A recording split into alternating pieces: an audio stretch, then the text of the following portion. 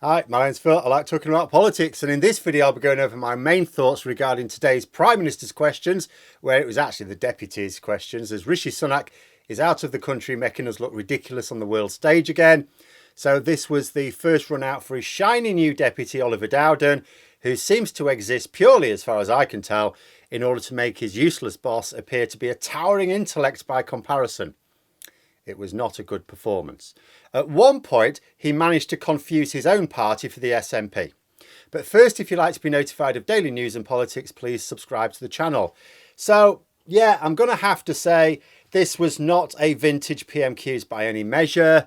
It may have held some interest for the desperate flailing around of Deputy Prime Minister Oliver Dowden. He was truly dire. But if we'd have paid tickets to watch this, I think we'd have had our money back. It was so bad. He broke the glass on the emergency Corbyn defence for Rayner's first warm-up question. The first question is always a fairly facetious question. It's not a real question at all. You shouldn't need to go for that straight away. If you cannot even get past that without resorting to a pre-planned and proven failure of a response, there's really no hope. But and that's another thing as well. The fact that so many years later they're still going for this, oh, but you know, you supported Corbyn line. It's like, it's not working. How do they even think it works? What do they even think the theory behind that is? But I don't think it was a barnstormer from either Rayner for Labour or Black for the SNP either. You know, the questions themselves were fine. Absolutely fine individually, but there didn't seem to be a point. It's like, if you're trying to think to yourself, right, have a person in mind, a swing voter in mind that you're trying to change their view on. Did it really do it? You know, with Rayner, for example, it was just 6 pre-prepared questions. It didn't seem to deviate very much based on the responses given. I'm not saying she didn't fire back, she did, but the question then proceeded regardless. And I wasn't entirely sure. Not what the point of them was. I could see what the point of each individual question was, but not the overall. When you're given 6 questions, not to ask 6 things, but to ask one thing in really fine detail. You know, this isn't necessarily a criticism of Rayner, because it might be that if Starmer was doing it, he'd have done the same. This might be what the strategist said was the way to go, and she's just gone along with it. I don't know. But they seemed like questions to kill time while they're waiting for something to happen. You know, whether that's the Boris Johnson inquiry, whether it's to see what Swiller Braverman does next, I don't know. With Mhairi Black's questions, the point of them was clear. The SNP have chosen to try and paint Labour as fundamentally the same as the Tories. In theory, yeah, absolutely a sensible ploy, if you can make it work. But the evidence is that they're not going to. So are they continuing because they think it will in time, or just because they've got no other ideas? But despite the routine nature of the questions and answers from the main parties, there was a good line that came up. There was a shining beacon. Technically came from a Labour backbencher. Now, it was such a good line. I don't actually know if it was theirs or if it was fed to them by the Labour whips. I'm kind of prepared to believe it was their own, because I sort of feel if Labour strategists had come up with this one, that Rayner would have grabbed it for herself, rather than be fed to the troops. But the question referred to Rishi Sunak taking a private helicopter last week in order for a quick, and it was a quick, photo opportunity at a pharmacy in Southampton to announce a policy that was related to pharmacies, but not Southampton specifically, so it could have been done anywhere, and then race straight back. Matt Weston said he was concerned to read that the Prime Minister had been airlifted to a pharmacy in Southampton after suffering electoral dysfunction. That was a good one. That was sort of worth watching it all, I think. Ultimately, the best line of the session, and unfortunately the best line of the session. But it was also poking at what is a huge weakness for the Tories. It wasn't just a facetious point. After 13 years in power, the NHS has gone from being considered, you know, amongst the best in the world, to a very sorry state. You know, Rayner also picked up this thread in her own questions, pointing out that the waiting list had been going up before the pandemic, because in response to another question, Dowden tried to say, oh, you had to deal with the pandemic, you see, my dear. Rayner's going, no, they were going up before the pandemic, thus blocking any attempts to blame COVID. And also, crucially, she mentioned that they were higher than when Sunak promised to bring them down. Now, that's a good line, and it's one I wish she'd essentially chosen as a theme. Fully half the questions were aimed at ridiculing the Looney Convention in town this week, the National Conservatism Conference, or the Carnival of Conspiracy, as Rayner called it, which is the same term that Starmer used earlier this week, which was also something which exposed the desperation in one of Dowden's earlier retorts. He'd tried to claim that Rayner and Starmer were at each other's throats. Now, Rayner, of course, is the only member of the shadow cabinet not chosen by Starmer. She's there whether he wants her or not. And, of course, you're going to get disagreements between any two forthright people on anything, particularly when one does not have direct power over the other. Sure. But I have to say that both Starmer and Rayner have actually done really well in presenting a united front ever since they took up their respective positions. Absolutely nothing, despite the fact clearly there would have been disagreements, absolutely nothing that would persuade members of the public that there is anything but a productive relationship between the two. Indeed, the fact that they're both using the same term to describe this conference when there's any number you could use speaks of the coordination at the top of the Labour Party. In stark contrast to that within the Conservative Party, Rayner described the Tories as preparing for opposition. She made sure to mention Jacob Rees-Mogg's admission that the Tories were rigging elections. See, the Tory client media, and even Oliver Dowden later on with a planted question from a Tory backbencher, was trying to suggest that Labour are rigging elections with their plans to give UK taxpayers the vote. But it is the Tories who are not only actually rigging elections, but admitting it. In fact, I would say that each individual point that Rayner brought up was a good one. It's not that they were soft questions. All of them could have cut through to the public, which includes talking about the conferences this week, which are the furthest thing from being in touch with the public mood you can imagine. It's just the scattergun approach. I know the Tories are providing plenty of ammunition at the moment, but I'm a big fan of the theme in PMQs. Like I say, this may not be Rayner specifically. I've sometimes said that Starmer does this as well, and I think it can be wasteful. But given that only so many people watch PMQ, see, what you really want is the big moment, the moment that can go viral on social media. Clip it, put it on Twitter, Facebook, wherever, goes mad. Hopefully even gets a write-up in the mainstream media.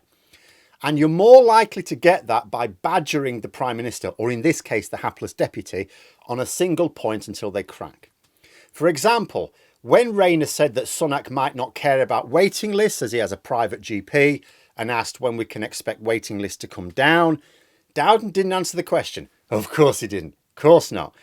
But if Rayner had chosen this as her theme, the question would have come up a bit earlier, and she could have then folded the same question in again and again and again. When are waiting lists going to come down? What are your success criteria for waiting lists coming down? What do waiting lists have to come down to before you think you'll have met your promise? There was an opportunity here, and Labour had three advantages. First, Oliver Dowden is even more useless than Rishi Sunak at fending off difficult questions. Second, healthcare is a top issue for voters, including Conservative voters. Being evasive on these very direct questions, if you keep hammering them, looks bad. It looks evasive. Hammer the government on it. Huge electoral blow. Third, the government genuinely are truly terrible at managing healthcare. So this isn't even one of those things that you could hammer now, and actually the Conservatives by the election will have shown some progress. They won't have done. They're not doing anything to show progress. You know, unless half the country magically heals itself, it's not happening. They're not going to meet their aims. Needed hammering. Or she could have focused on the Looney Convention and asked why the party berated a backbench MP for attending the same conference a few years ago. But now, Tory MPs were not only allowed to go, but a cabinet minister even spoke at the event. See, there was scope there as well, in painting the Tories as lurching ever further to the extreme right, when Sunak is trying to convince voters that he is moving back to the centre. So there was scope there. He should have chosen that as her theme. But neither of these points or any of the others were hammered home because there wasn't a focus. It was like a different thing, each question. Then it was Mhairi Black for the SNP. As has been the case with Stephen Flynn in recent weeks, I have sort of said of Flynn, I'll say the same of Black. This position is put upon them. It's no reflection of them. This is the national SNP leadership taking this particular line. Black's main focus needs to be landing blows on Labour rather than the Conservatives. And for those who think this is weird, it's not, as I've kept trying to say in the past, maybe Labour have done it as well. All of these different political parties, yes, they may all be anti-Tory parties, but they're not on each other's side. There are lots of areas of common interest, but they're fighting over the same seats. They each want to beat the other. Over the past decade, the SNP have been beating Labour in the seats they contest, to the point where Labour have only one MP in Scotland now. I mean, they've proper beat Labour. So their main focus has been the Conservatives. The Conservatives have got like 5. Not only do they have more seats to gain from the Tories, but as they are the party in Westminster government as well, and an easy target for many of the problems in Scotland, of course the Conservatives have been their main target over the last few years, of course. But the electoral arithmetic has now changed.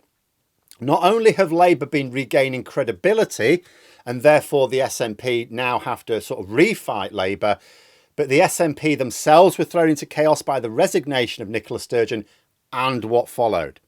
As I've said before, we still don't know how all that will pan out. It might end up being nothing. Doesn't seem likely, but it might. But whatever happens, whatever the result, will have an impact on long-term voting behaviour, or at least medium-term. But it means that Labour are now a much more serious threat to the SNP than the Conservatives. Labour may have beforehand thought, right, we want to try and win 10 or 15 seats in the Westminster elections next year in Scotland. Now it might be 20 or 25. If Labour win a large number of seats in the general election next year, even if it's still less than the SNP, no one's suggesting they're going to wipe them out. And then they get to work quickly on improving not only living standards of people in Scotland, but the democratic covenant. You know, there's a lot of power being shifted out of Westminster with Starmer's plans. Then all of a sudden, for a lot of people, not all, but for a lot of people, it's all of a sudden then, do we need to vote for the SNP anymore? You know, and this is what explains the SNP's Opposition Day motion yesterday. See, they tried to bring a motion to repeal the Public Order Act, knowing that nobody else would really vote for it, including Labour, because there's no point. But the intent was to say, oh, look, and they did. The SNP and the pro-SNP media said, look, Labour wouldn't vote against the Public Order Act, despite the fact the record shows, yes, they did. Essentially, Opposition Day motions are as toothless as they sound. Unless you have the support of a significant number of MPs from the government benches where the majority exists, as was the case for the Benn Act a few years ago, that succeeded because it had support of a majority of MPs. But if it doesn't, they're just party political gimmicks.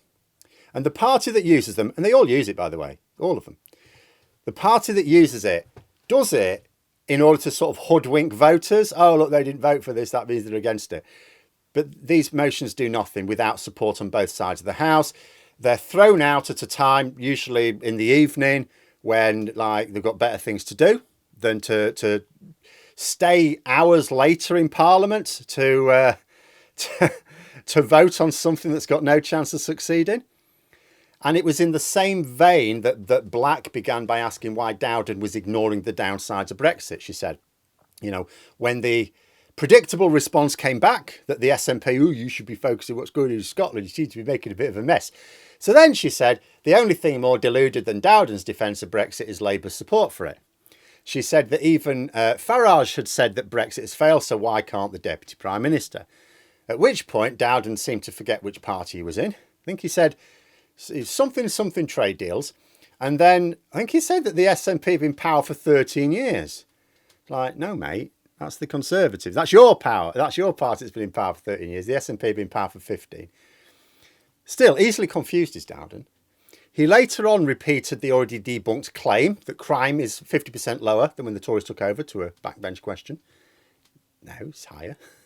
They've already had this called out in Parliament during points of order. And I know I often say that the Speaker can't really correct ministerial statements, and that is true. However, given that this thing has been raised as a point of order before and been accepted by the government, I don't see why it's an issue why the Speaker couldn't just stay up and remind the Deputy Prime Minister, actually, I think you'll find that your own government has already accepted that what you've just said is a load of bollocks, using parliamentary language, of course. But the greater fault is, of course, with the government ministers repeatedly saying things that they know to be objectively false and the media for supporting them. But as for the questions, you look at them, you go, fair enough in terms of the intent. The intent, of course, is They need to start landing blows on Labour. That's now their main focus again. And they don't have to focus as much on the Tories. The Tories are going to be, as popular as a fart in a broken lift in Scotland. But again, just as with Rayner, just ask objectively, what point did they serve? Her target voters in Scotland know that Brexit's a shit show. They know that the Tories are responsible. They know that Labour are not as explicitly against Brexit as the SNP.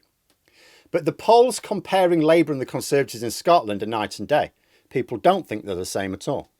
The SNP have decided on a strategy of trying to say that Labour are the same as the Tories, instead of trying to claim that the SNP are just better than both.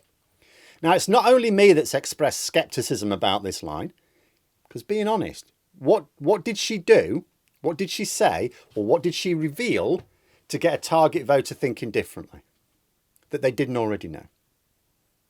But there we are. Those are my thoughts. Let me know yours in the comments below. Hope you found the video interesting. If you did, please click the like button if you'd like to support the channel further, the join button for memberships, and until next time, I'll see you later.